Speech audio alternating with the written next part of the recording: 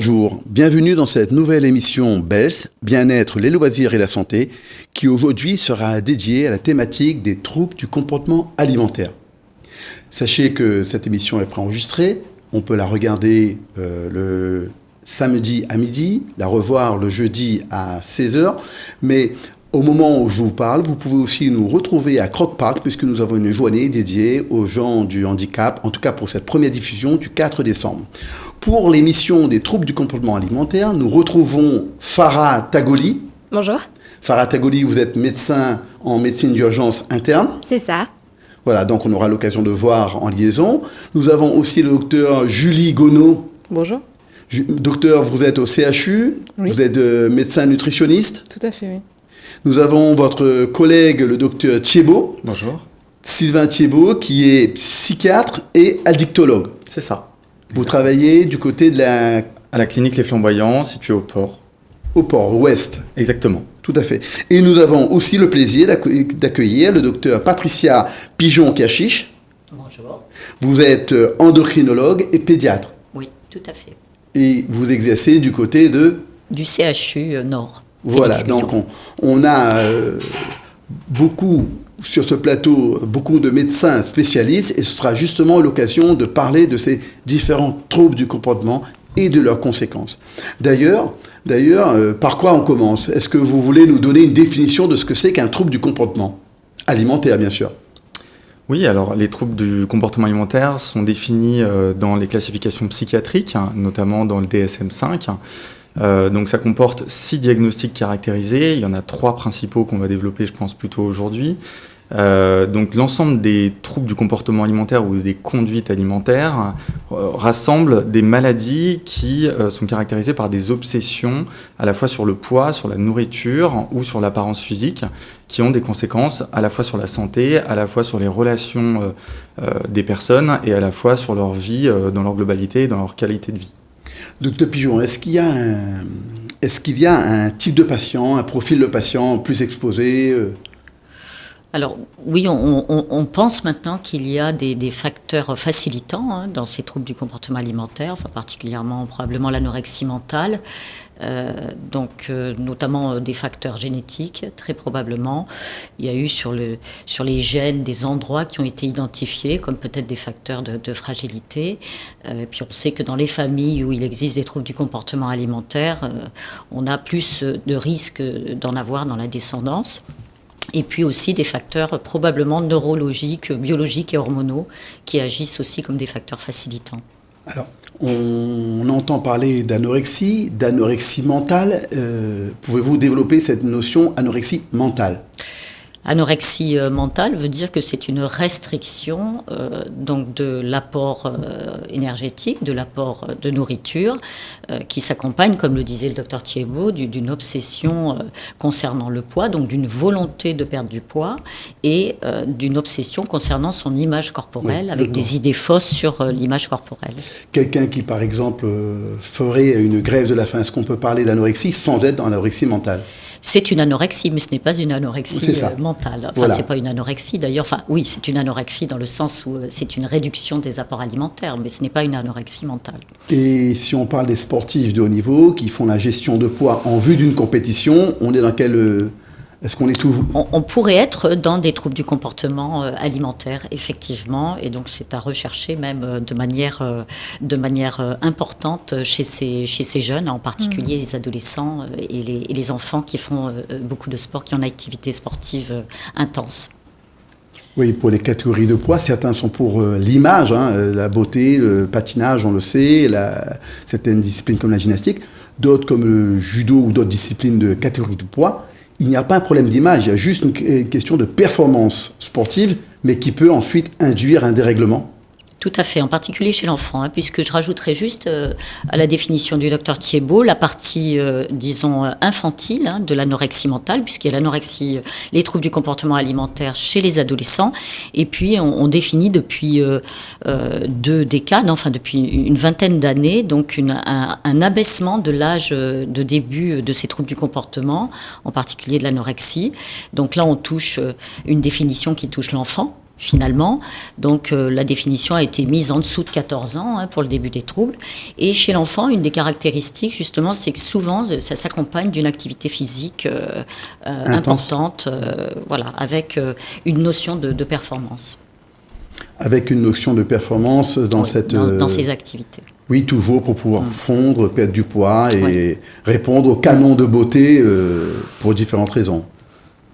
Dites-moi, dans ces enfants, les premières alertes qu'un parent pourrait avoir tout petit, à quel moment on doit commencer à s'inquiéter quand on a des signes? Oui, c'est un message important, un message qui doit être simple, important, mais on doit toujours être très attentif à des pratiques où tout à coup, lorsqu'un enfant se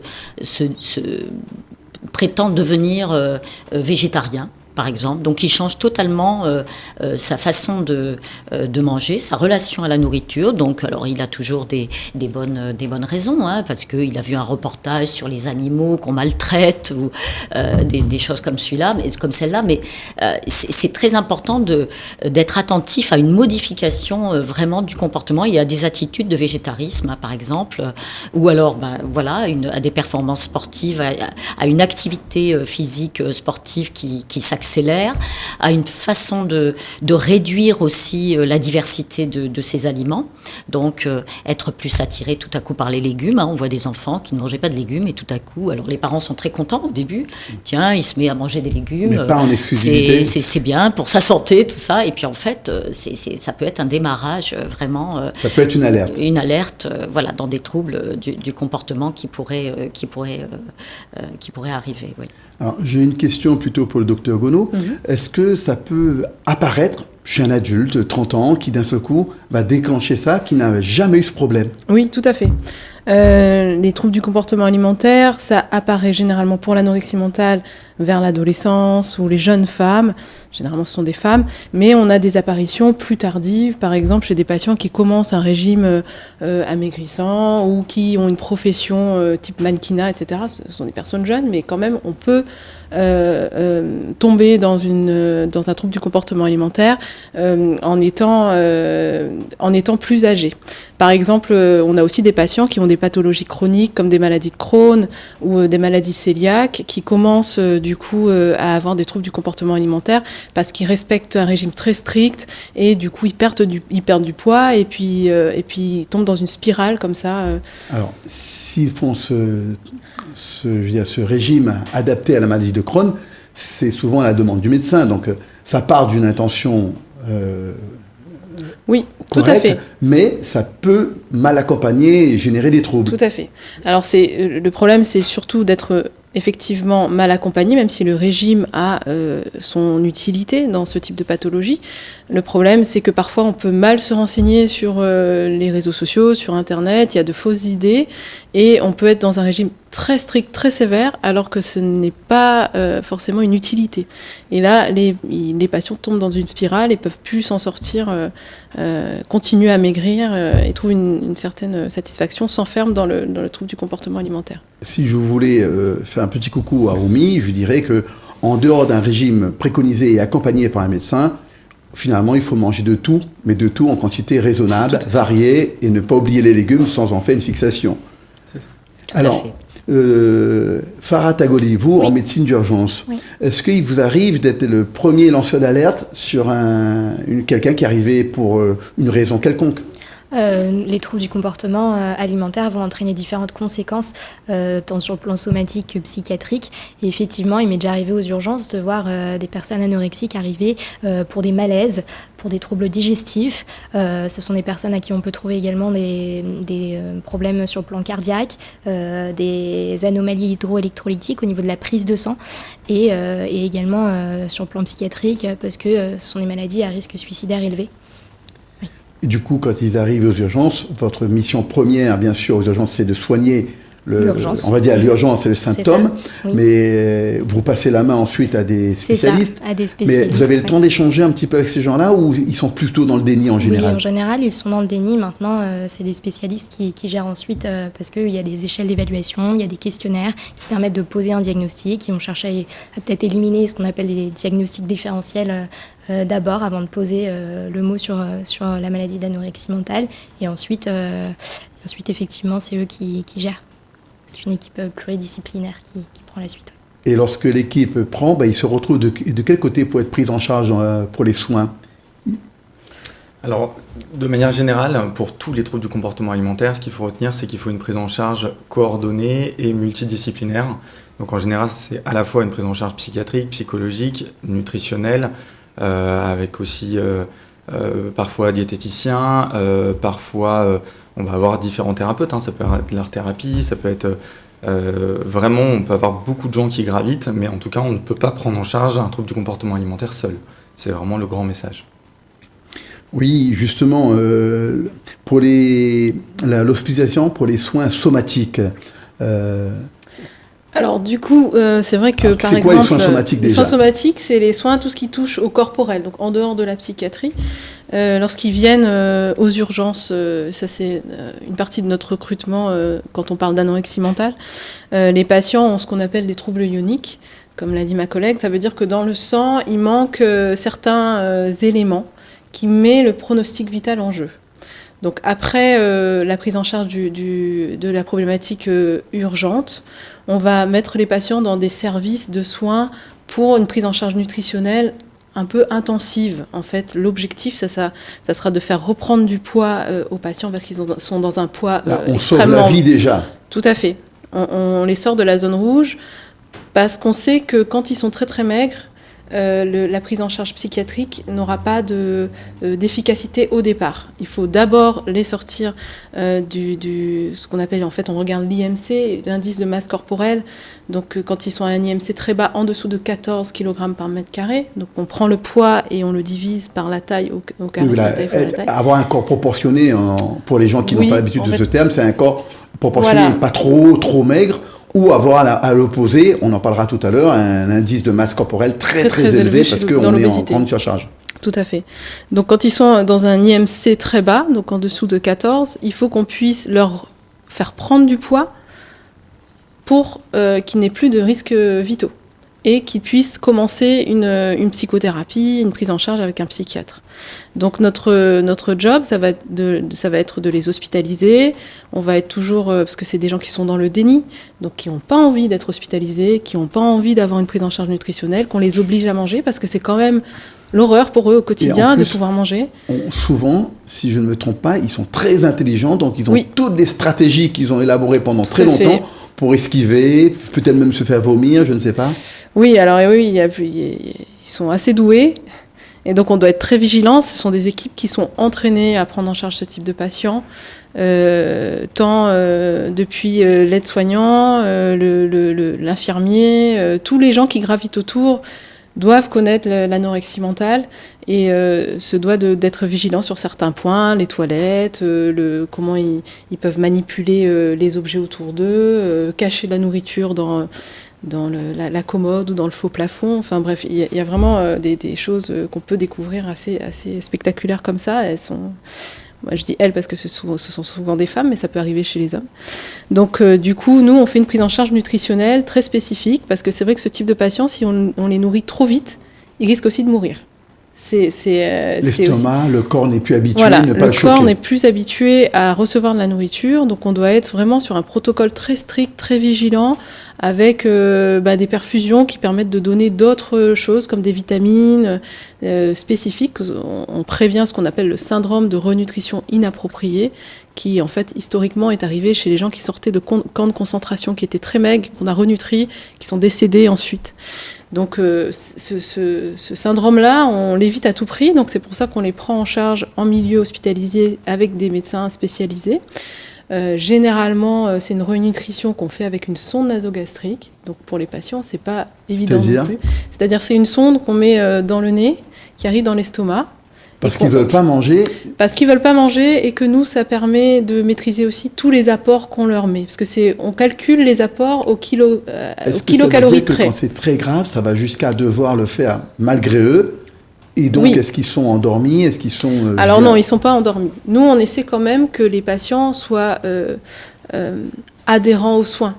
On essaie de mettre un lien de confiance avec eux, leur expliquer les choses, les faire déculpabiliser aussi, leur dire qu'ils sont dans une pathologie, de ne pas avoir honte, que c'est une pathologie qu'on connaît et qu'on sait traiter. L'anorexie mentale, on sait traiter, les patients en guérissent. Donc, par contre, on n'en guérit pas seul. Il faut toujours avoir une équipe autour pour s'en sortir. Quand vous dites qu'on en guérit, justement... certains ont parfois entendu pendant très longtemps, écoutez, si ça fait des années qu'ils y sont, c'est trop tard, on ne peut plus rien. Je suppose que c'est plus facile quand c'est pris en charge très tôt, mais il y a des solutions même pour les gens qui y sont depuis très longtemps. Oui, effectivement, ça c'est un message qui a la peau dure. Et comme l'a dit ma collègue, ce sont des patients, c'est la pathologie psychiatrique qui est associée au plus haut surrisque suicidaire. Donc je pense à la fois que c'est dangereux de dire à quelqu'un on ne peut plus rien faire pour vous, et c'est à la fois aussi faux.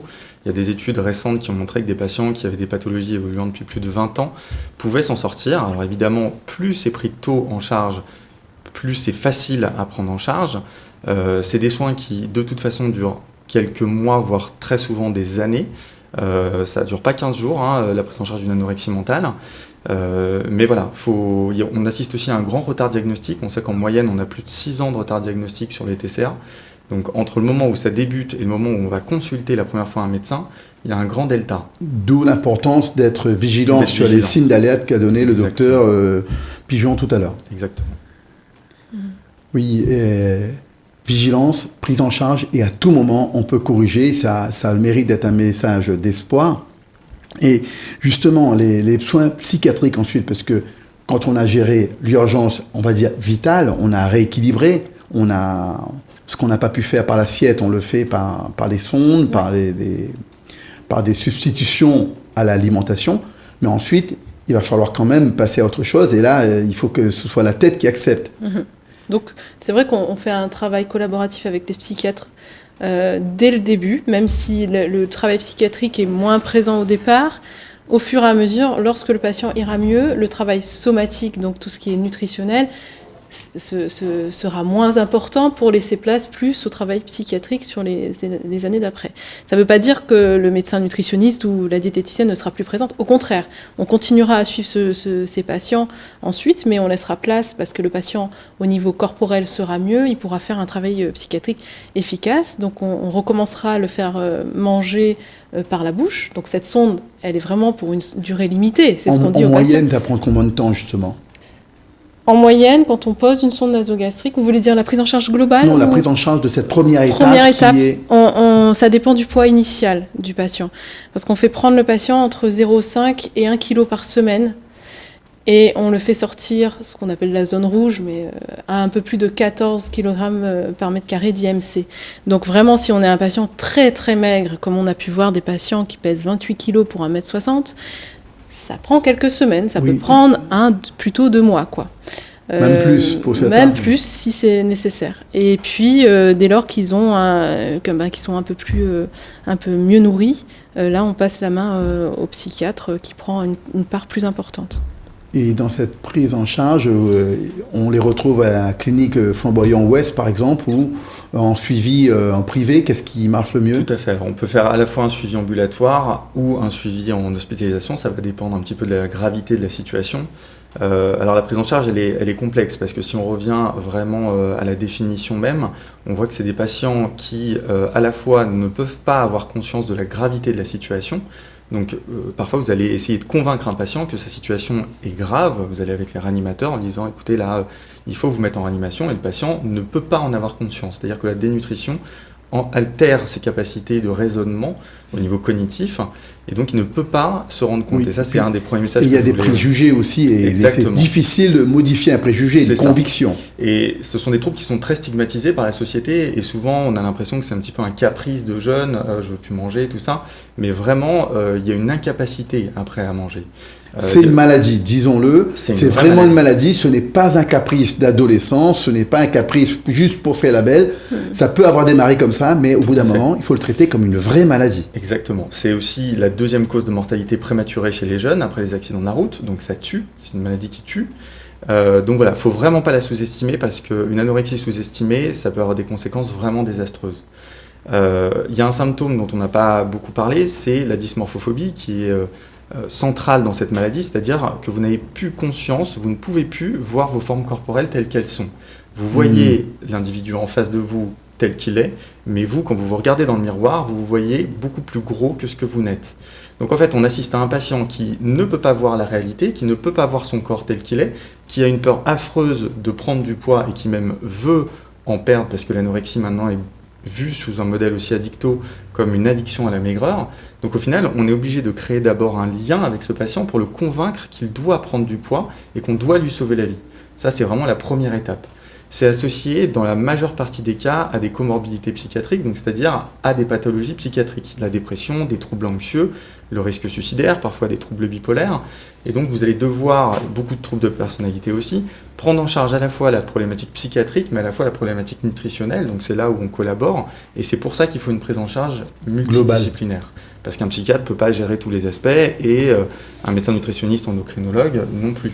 Donc voilà, on a besoin un petit peu des spécificités de chacun pour prendre en charge la situation dans sa globalité, parce qu'on sait que vous allez avoir des causes vraiment diverses et variées. Il y a un patient qui peut faire une dépression, qui va ne plus avoir d'appétit, donc le symptôme anorexie, mais pas l'anorexie mentale. Il commence à perdre du poids, parfois il est valorisé, ah bah c'est bien, t'as perdu du poids, t'es jolie comme ça. Et au fur et à mesure du temps, en fait, vont s'installer les caractéristiques du trouble alimentaire et vous tombez dedans. Et après, c'est un engrenage dont vous n'arrivez plus à sortir tout seul. Oui, et justement, comment on bascule de cet extrême pour la descente de poids vers la boulimie ? Alors, on sait que Est-ce que souvent c'est lié, je crois ? Oui, c'est extrêmement fréquent. Alors, on peut passer d'un diagnostic à un autre. Le plus fréquent, c'est de passer de l'anorexie mentale restrictive pure à la boulimie. Dans les premières années des troubles notamment. Et en fait, ce qu'on sait bien, c'est que la restriction va mener aux crises de boulimie. C'est-à-dire, plus vous allez vous restreindre, plus vous allez vous empêcher de manger des choses. Et donc, c'est ce que disait le docteur Gounod, c'est-à-dire il faut manger un petit peu de tout, c'est ce que vous disiez. Dès lors qu'on va s'interdire des choses, le corps, à un moment, va les réclamer. Et donc, à force de vous restreindre, il y a un moment où votre corps, il va dire stop, et il va vous faire des crises de boulimie. C'est une période charnière, extrêmement à risque au niveau suicidaire, parce qu'il faut bien imaginer que la personne qui a une anorexie mentale adore tout contrôler. Elle est perfectionniste, elle adore être hyper investie au niveau scolaire, donc elle a souvent des très bons résultats scolaires, des très bons résultats sportifs, et il y a un moment où elle ne va plus réussir à contrôler, et justement elle va faire des crises de boulimie qui sont par définition incontrôlables, et là il va y avoir le dégoût de soi, et parfois l'envie d'en finir. Donc c'est cette restriction qui va très souvent mener aux compulsions, voire aux crises de boulimie, d'où la place aussi du diététicien et du nutritionniste pour équilibrer bien l'alimentation. Là, on retrouve aussi le schéma du sportif qui s'est privé pendant plusieurs mois pour être au rendez-vous d'une échéance, une compétition, et qui ensuite fait la boulimie compensatoire. Tout à fait. Et s'il fait une longue carrière et qu'il passe de l'un à l'autre, au bout d'un moment, les troubles du comportement finissent par s'installer. Et c'est comme ça qu'on retrouve parfois des sportifs qui avaient une carrure d'athlète qui se retrouvent avec une très très grande surcharge pondérale. Ouais. Écoutez, en tout cas, c'est clair pour nous, ça, c'est très bien. Au niveau prévention, on a bien compris que il ne faut pas indexer, il faut peut-être en parler. Les familles, comment on peut encore généraliser ça ? Est-ce qu'avec le réseau Repop, comment on peut toucher les familles pour ne pas aller vers les travers d'indexer un comportement ou de le renforcer ? Je pense que déjà, il faut éviter tout ce qui est réflexion sur le poids, parce qu'on retrouve beaucoup chez ces patients des histoires de harcèlement scolaire. Ça, évidemment, c'est un sujet à part entière, mais aussi des réflexions de la part des parents, la maman, le papa, les frères et sœurs. T'es gros, grosse vache, voilà, des commentaires assez sympathiques. Et ça reste, en fait. C'est-à-dire que 30 ans après, vous voyez le patient qui tombe en larmes et qui peut vous redire tout ce qu'il a subi à ce niveau-là. Et je pense que ça, déjà, c'est le premier message. Éviter d'être dans un régime trop restrictif. S'alerter en cas de perte de règles, l'aménorrhée, qui est un grand signe aussi au niveau de l'anorexie mentale. de perte de poids, et puis aller consulter le médecin traitant rapidement pour pouvoir aussi être redirigé vers les spécialistes. Alors, je vous propose, docteur, je propose qu'on se retrouve dans la deuxième partie après l'instant pub pour continuer ce sujet des troubles du comportement alimentaire et notamment, on parlera également de l'hyperphagie boulimique. À tout à l'heure.